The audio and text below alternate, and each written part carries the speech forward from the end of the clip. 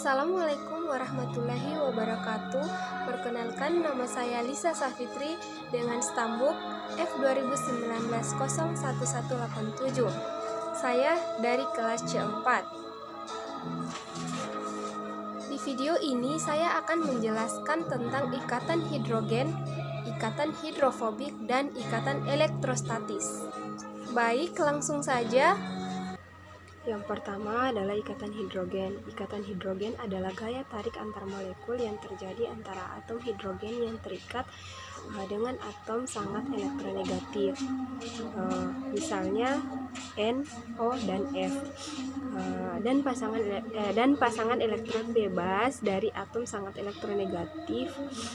Ikatan ini muncul sebagaimana ikatan NH-O, OH, dan HF bersifat sangat polar, di mana muatan parsial positif pada H dan muatan parsial negatif pada atom elektronegatif, misalnya N, O, atau F.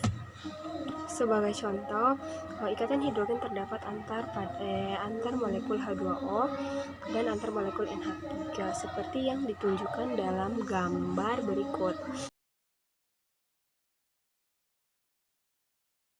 Ikatan hidrogen sebenarnya merupakan gaya dipol-dipol yang terjadi antar molekul-molekul polar. Namun, ikatan ini dibedakan secara khusus karena kekuatan gaya interaksinya relatif lebih kuat dibanding gaya dipol-dipol umumnya.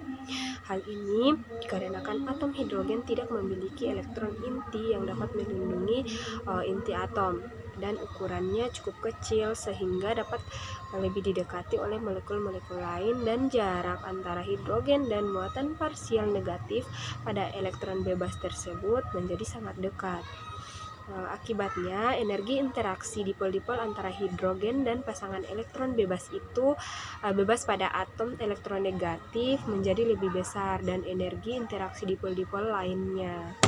Ikatan hidrogen pada air. Pada air, suatu molekul air dapat berikatan hidrogen dengan 4 molekul air lain di sekitarnya dalam susunan tetrahedral seperti terlihat dalam. Next, ikatan hidrogen pada makhluk hidup. Reaksi-reaksi kimia pada tubuh makhluk hidup melibatkan senyawa-senyawa dengan struktur kompleks seperti protein dan DNA, di mana dalam reaksi-reaksi tersebut ikatan-ikatan tertentu harus dapat dengan mudah diputuskan dan dibentuk kembali. Ikatan hidrogen merupakan ikatan yang energinya pas memungkinkan hal tersebut. Energi ikatan hidrogen paling besar di antara gaya-gaya interaksi antar molekul lainnya, dan energinya relatif jauh lebih kecil dibanding ikatan kimia intramolekul seperti ikatan kovalen dan ikatan ionik. Bentuk dari suatu molekul protein sangat dipengaruhi oleh ikatan hidrogen. Jika ada ikatan-ikatan yang putus, molekul protein dapat kehilangan fungsinya. Ikatan ini juga berperan penting dalam meningkatkan kedua untai molekul DNA membentuk heliks ganda.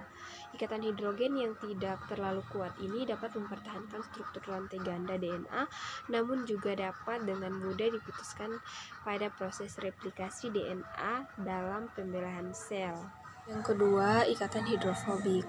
Dalam kimia, hidrofobisitas adalah sifat fisik dari suatu molekul atau disebut juga sebagai molekul hidrofobik yang tampaknya ditolak dari massa air. Sebenarnya tidak ada kekuatan tolaknya yang terlibat.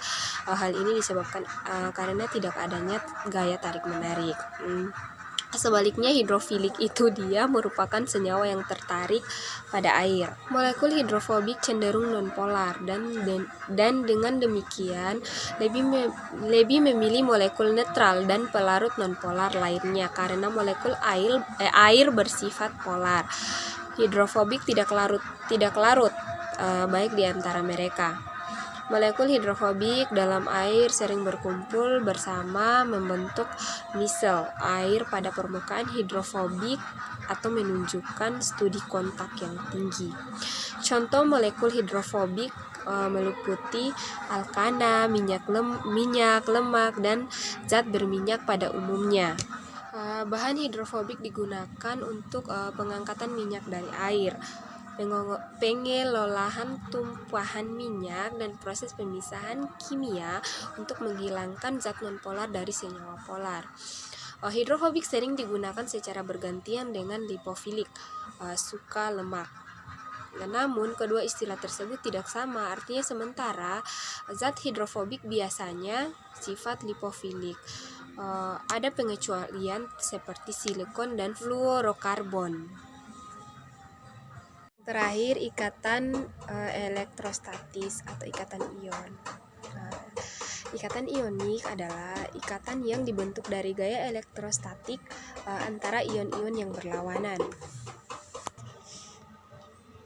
Ikatan ionik apabila suatu unsur dengan elektronegativitas yang rendah, terutama unsur logam, berinteraksi dengan suatu unsur yang memiliki elektronegativitas tinggi, terutama unsur non-logam, maka akan terjadi serah terima atau transfer elektron. Atom logam akan cenderung membentuk ion positif atau kation, sementara atom non-logam cenderung membentuk ion negatif atau anion. Untuk mengetahui besar muatannya, kation atau logam memiliki muatan positif sebesar jumlah elektron valensinya, sedangkan anion atau non-logam memiliki muatan 8 atau jumlah elektron valensinya. Karakteristik ikatan ionik adalah sebagai berikut: mempunyai titik didih dan titik leleh dan titik didih yang lebih tinggi. Mempunyai titik leleh atau titik didih yang tinggi karena dibutuhkan energi yang besar untuk memutuskan ikatan antar molekul senyawa ionik yang kuat, di mana interaksi antar senyawa ionik merupakan ikatan ionik. Juga adanya gaya tarik-menarik elektrostatik antar ion antar molekul. Yang kedua, dapat larut dalam air. Dapat larut dalam air. Pada molekul air terbentuk dipol positif dan dipol negatif. Sedangkan untuk molekul ion sendiri berupa ion positif dan ion negatif yang tersusun rapat pada padatan. Ketika padatan ionik dimasukkan ke dalam air, maka akan terbentuk gaya elektrostatik antara dipol positif. Air akan mengelilingi ion negatif senyawa ion, dan juga dipol negatif akan mengelilingi ion positif senyawa ion, sehingga ion positif atau ion negatif akan terlepas dari struktur ionnya. Dan karakteristiknya juga dapat menghantarkan listrik. Dapat menghantarkan listrik dalam keadaan lelehan atau cairan ataupun larutan karena adanya ion-ion yang bergerak bebas. Dan juga ada rapuh. Jika gaya luar mengenai padatan ionik, maka terjadi penggeseran struktur ion, sehingga memungkinkan terjadi tolak-menolak ion sejenis. Padatan ion pecah. Mungkin itu saja yang dapat saya jelaskan. Lebih dan kurangnya mohon dimaafkan. Saya akhiri dengan ucapan wabillahi taufiq wal hidayah. Wassalamualaikum warahmatullahi wabarakatuh.